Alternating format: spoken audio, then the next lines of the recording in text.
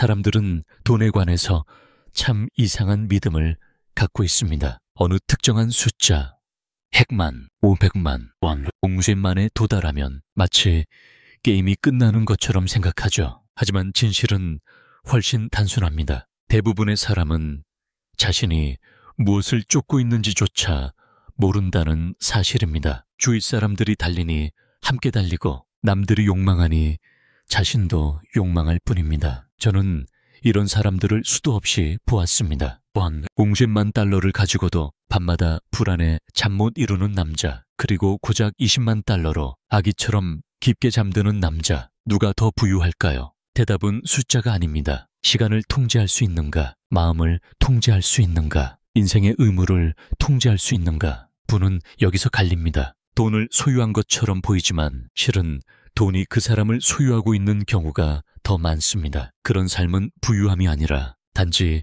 비싼 장식으로 꾸며진 빈 껍데기일 뿐입니다. 사람들은 종종 저에게 묻습니다. 멍거님, 마음 편히 살려면 얼마나 필요합니까? 저는 늘 이렇게 대답합니다. 평온은 돈에서 오지 않습니다. 어리석지 않은 데서 옵니다. 유고 요리소금을 하나씩 치워내면 돈이 많지 않아도 사람은 고요해질 수 있습니다. 반대로 지위나 체면을 쫓기 시작하면 그 사람이 아무리 부자라 해도 삶은 끝없이 불편해집니다. 세상은 안정과 소비를 혼동합니다. 중산층은 안전을 원하면서 대신 사치를 삽니다. 부유층은 자유를 원하면서 대신 체면에 스스로를 묶습니다. 결과는 같습니다. 두 부류 모두 서로 다른 방식으로 파산해 갑니다. 당신이 행복하게 살려면 최소 5만 달러는 필요하다. 고 진지하게 믿는다면 그 순간 이미 러닝머신 같은 인생을 선택한 겁니다. 멈추는 순간 모든 것이 무너지는 삶. 묻어야 할 진짜 질문은 이것입니다. 얼마가 필요할까? 가 아니라 내 재정에서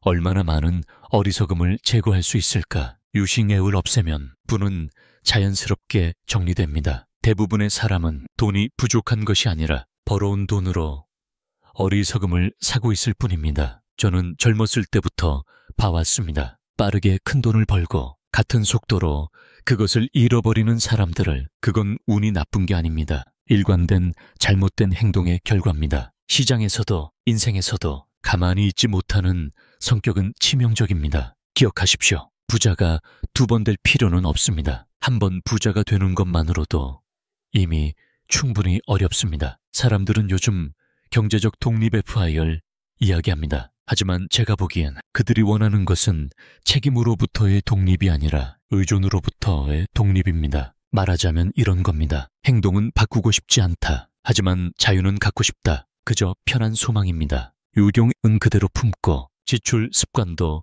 고치지 않은 채 그저 불로소득이라는 마법만 원합니다. 하지만 진짜 독립은 그런 방식으로 오지 않습니다. 진정한 독립이란 결핍감 없이 자기 수준에 맞는 삶을 유지할 수 있는 능력입니다. 이 기반이 없다면 아무리 돈을 벌어도 사람은 끝없이 불안합니다. 끝없이 다른 무언가에 의존합니다. 저는 부자체를 반대하지 않습니다. 부는 훌륭한 도구입니다. 그러나 부는 목적을 위해 존재하는 것이지 결코 과시하기 위한 장식품이 아닙니다. 리치 부유함은 숫자입니다. 웰티 진정한 부는 사고방식입니다. 리치한 사람은 요트를 삽니다. 웰티한 사람은 시간을 삽니다. 원할 때 일어나고 존경하는 사람들과만 일하고 어리석은 요구에는 분명하게 아니오라고 말할 수 있는 것. 이 상태에 있는 사람은 순자산이 5만 달러든 5천만 달러든 이미 게임에서 승리한 것입니다. 세상은 이렇게 믿습니다. 자유에는 더 많은 재산이 필요하다. 평화에는 더 많은 소유가 필요하다. 그러나 그것은 환상입니다. 현실은 정반대입니다. 소유가 늘어날수록 평온은 거의 비례해서 사라집니다. 인간은 사실 사치를 원하는 게 아닙니다. 그저 조용한 시간을 원합니다. 그런데 대부분은 이 단순한 사실을 이해하지 못한 채 불필요한 것들을 계속 쌓고 평온을 잃어버립니다. 저는 40년 넘게 지켜봐 왔습니다. 투자자, 경영자, 의사, 변호사, 교수까지 빛나는 직업과 타이틀을 가지고도 완전히 잘못된 벽에 기대어 사다리를 오르는 사람들을. 돈은 그 사다리의 방향을 바꿔주지 않습니다. 다만 그 잘못된 벽에서 조금 더 좋은 전망을 살 뿐입니다. 진정한 부는 숫자로 측정하기를 멈출 때, 그리고 외부의 인정이 필요 없을 때 비로소 시작됩니다. 은행 계좌 잔고는 당신의 가치를 정의하지 않습니다. 당신의 행동이 당신의 가치를 정의합니다. 규율이 있다면 적은 자산으로도 넉넉하게 살 수 있습니다. 하지만 시기와 자아가 앞서면 제국을 소유하고 있어도 가난하게 살게 됩니다. 저는 이것을 번영의 역설, prosperity paradox라고 부릅니다. 사람들은 젊음을 시간을 돈과 교환하는 데 쓰고 노년은 돈을 다시 시간과 교환하는 데 씁니다. 이 두 극단, 가난과 낭비, 그 사이 어딘가에 진짜 부가 존재합니다. 조카미너브는 더하기가 아니라 빼기에서 시작되는 개념이기 때문입니다. 문제는 대부분의 사람들이 돈을 충분히 벌지 못한다는데 있지 않습니다. 진짜 문제는 벌어들인 돈을 가지고 무엇을 해야 하는지 모른다는 데 있습니다. 평범한 사람에게 500만 달러를 준다고 해봅시다. 그들은 대부분 그 돈으로 에어리서금을 삽니다. 그것은 욕망의 문제가 아니라 성숙하지 않은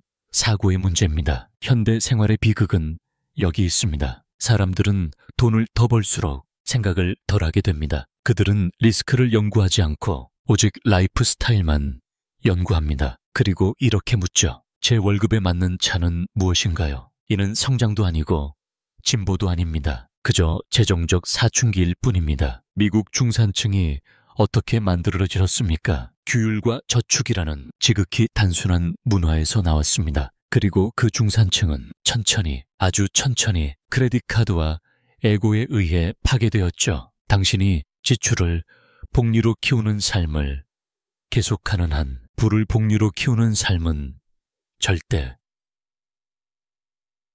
지 않습니다. 많은 사람들이 말합니다. 나는 자유를 위해 일한다. 하지만 실제로는 자신의 감옥을 스스로 짓고 그 감옥의 대출을 갚으며 살아갑니다. 생활 수준의 업그레이드는 표면적으로는 보상처럼 보입니다. 그러나 대부분은 조용히 의무로 바뀌고 그 의무가 평생 동안 당신을 묶어냅니다. 그 결과 사람들은 자유롭지 않습니다. 단지 레버리지에 눌려있을 뿐입니다. 규율은 부의 기반입니다. 재능도 아니고 타이밍도 아니고 운도 아닙니다. 규율이란 평생 동안 바보가 되지 않는 지루한 습관입니다. 어떤 사람들은 금융에서 가장 위험한 함정이 위험자산이라고 믿습니다. 하지만 저는 다르게 봅니다. 가장 위험한 함정은 편안함 컴포트입니다. 저는 이를 3가지 침묵의 살인자라고 부릅니다. 그중 2가지는 통제할 수 없습니다. 그러나 3번째, 유공 에어리서금만큼은 완전히 통제할 수 있습니다. 사람들은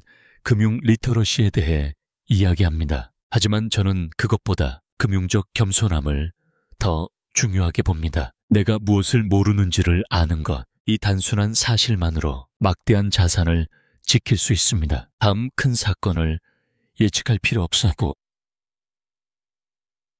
시장 변동을 미리 알 필요도 없습니다. 당신이 해야 할 일은 단 하나, 다음 바보 같은 행동만은 하지 않는 것. 제가 아는 가장 똑똑한 투자자들은 트렌드를 쫓지 않습니다. 그들은 하나의 목표만 가집니다. 살아남는 것. 지루함은 안정의 대가라는 사실을 그들은 아주 깊이 이해하고 있습니다. 포트폴리오에서 흥분을 찾고 인생에서 평온을 찾는 것. 2가지는 절대 공존하지 않습니다. 가장 치명적인 금융 환상은 부가 나를 더 규율 있게 만들어줄 것이다 라는 착각입니다. 하지만 부는 당신이 이미 가진 성격을 증폭할 뿐입니다. 수입은 요균을 고치지 못합니다. 그러니 자유를 원한다면 수입을 숭배하는 것을 멈추고 절제를 숭배하십시오. 돈이라는 것은 본질적으로 아주 단순한 구조를 갖고 있습니다. 덧셈, 뺄셈, 그리고 절제, 정말 이것뿐입니다. 사람들은 50만 달러라는 숫자를 들으면 대부분 이렇게 말합니다. 그걸로 어떻게 평생을 삽니까? 하지만 그건 숫자의 문제가 아닙니다. 삶을 어떻게 설계했느냐의 문제입니다. 50만 달러를 보수적으로 운용할 수 있다면 퍼센트에서 9%의 수익은 충분히 가능합니다. 즉, 연 2만 5천 달러에서 4만 5천 달러. 수학적으로는 그저 단순한 계산이죠. 그런데도 많은 사람들이 이 숫자를 듣는 순간 겁을 먹습니다. 왜 그럴까요? 그들은 지속 불가능한 라이프 스타일을 스스로 구축했기 때문입니다. 언제나 자극이 필요하고 언제나 더 많이 소비해야 삶이 유지되는 구조. 이런 사람에게 45,000달러는 공포지만 생활비를 최소화하고 타인의 시선을 거부할 수 있는 사람에게는 이 금액이 지속 가능한 평화의 수치가 됩니다. 좋은 투자 전략이란 무엇일까요? 세상이 흔들리고 절반의 사람들이 미쳐 돌아가도 당신 혼자만은 계속 유지할 수 있는 전략입니다. 투자는 속도의 게임이 아닙니다. 지속성의 게임입니다. 금융적 자유는 수입이 지출을 초과하는 순간 오지 않습니다. 진짜 자유는 에고가 논리를 넘어서는 걸 멈춘 순간 옵니다. 마음의 평온은 높은 수익률로 사는 것이 아닙니다. 수익률에 덜 의존하는 삶을 설계함으로써 얻는 것입니다. 당신의 삶이 시장 폐쇄 5년에도 조용히 안정적으로 예측 가능하게 돌아갈 수 있다면 그게 바로 자유입니다. 그리고 꼭 기억하십시오. 당신의 자기 가치는 순자산과는 전혀 관계가 없습니다. 복리라는 마법은 똑똑한 사람에게 일어나지 않습니다. 더 오랫동안 합리적으로 행동한 사람에게만 일어납니다. 워런 버핏이 이렇게 말했죠. 가장 중요한 건 더 똑똑해지는 것이 아니라 합리적으로 오래 남아있는 것이다. 우리가 부자가 된 것은 위험을 뛰어넘어서가 아닙니다. 그저 오래 앉아 있었기 때문입니다. 겸손함으로 감싸진 지속성. 이것이 시장이 보상하는 유일한 미덕입니다. 절제된 마음으로 50만 달러를 운영하는 사람은 감정에 휘둘리는 50만 달러의 주인보다 언제나 우위에 있습니다. 왜냐하면 돈을 버는 데 있어 가장 어려운 부분은 버는 것이 아니라 에고가 나는 더 벌 자격이 있다고 소리칠 때 그 돈을 지키는 것이기 때문입니다. 대부분은 여기서 무너집니다. 자만이 지갑을 먼저 무너뜨리고 지갑이 무너지면 인생 전체가 흔들립니다. 자유는 많은 사람들이 생각하듯 조기 은퇴가 아닙니다. 아름다운 바닷가의 집도 아니고 화려한 소비도 아닙니다. 자유란 당신의 시간,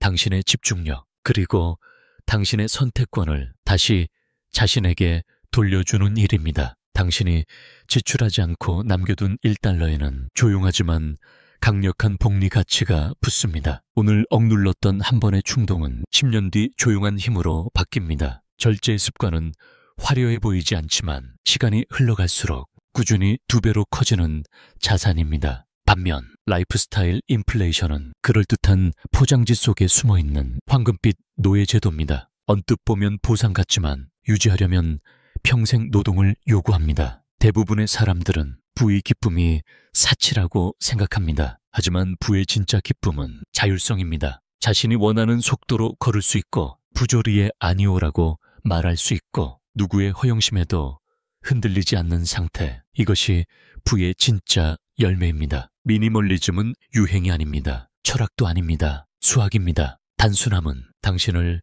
제정신으로 유지시키고 판단을 선명하게 하고 욕망의 소음을 조용히 끕니다. 불안, 당신이 얼마나 벌었느냐가 아니라 유식, 세금, 인플레이션에 빼앗기고도 얼마나 남겼느냐입니다. 복리의 첫 번째 법칙은 간단합니다. 중단하지 마라. 자본 보존은 화려하지 않지만 그 자체로 신성한 행위입니다. 인생에서 큰 돈은 홈런으로 벌리는 것이 아니라 대형 실수를 피함으로써 만들어집니다. 삶과 투자에서 성공하는 비밀은 홈런이 아니라 삼진을 당하지 않는 것, 그리고 계속해서 안타를 치는 것. 부자가 되는데 높은 지능은 필요 없습니다. 필요한 것은 평생에 걸쳐 바보가 되지 않는 것입니다. 복잡함은 종종 어리석음의 또 다른 이름입니다. 단순함은 무지가 아니라 투명한 논리입니다. 만약 당신의 투자 논리가 파워포인트 10장 없이는 설명되지 않는다면 그 논리는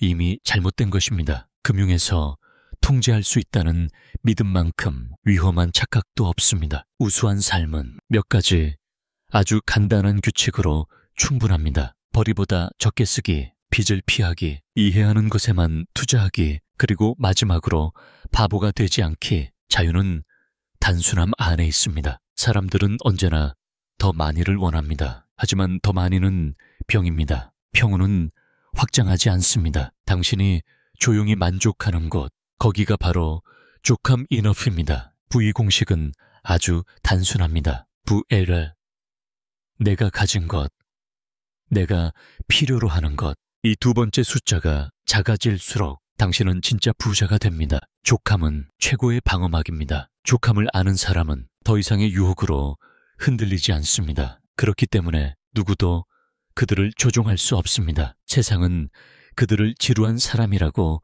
부를지 모릅니다. 괜찮습니다. 잘 자는 것, 그게 돈이 주는 최고의 배당입니다. 부를 정확하게 측정하고 싶습니까? 그렇다면 소유물을 세지 마십시오. 당신에게 남아있는 고유한 시간을 세십시오.